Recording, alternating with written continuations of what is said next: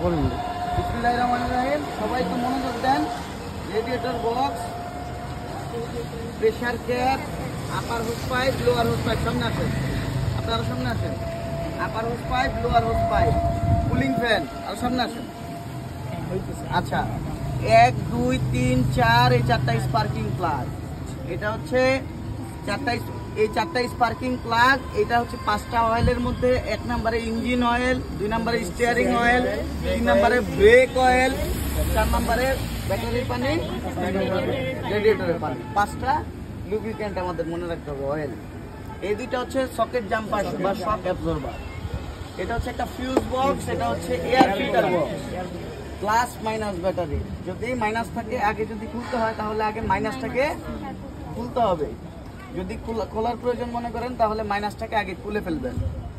তাইলে প্রতিটা জিনিসই অত্যন্ত গুরুত্বপূর্ণ। আচ্ছা, স্পার্কিং প্লাগ ইঞ্জিন অয়েলটাকে কিভাবে চেক করবেন? ইঞ্জিন অয়েলটাকে চেক করবেন হচ্ছে আপনারা এই স্টিকটাকে উপরে উঠাবেন।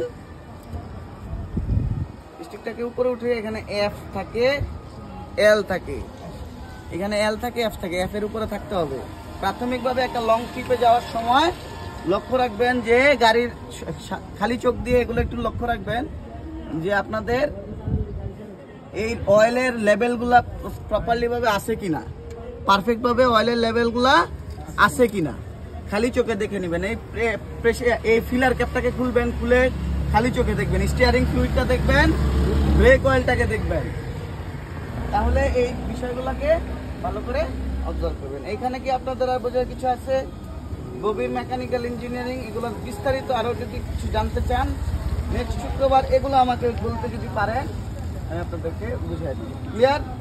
আর যদি এগুলো না বলতে পারেন তাহলে আমি আর আপনাদের বোঝা গেছে? এখান থেকে যা শিখে দিতে পারেন।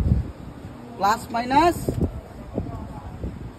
Radiator box, pressure cap, upper hose pipe, lower hose pipe, cooling fan. Phone করে দিন ভাই। সালাম আলাইকুম। বন্ধ করে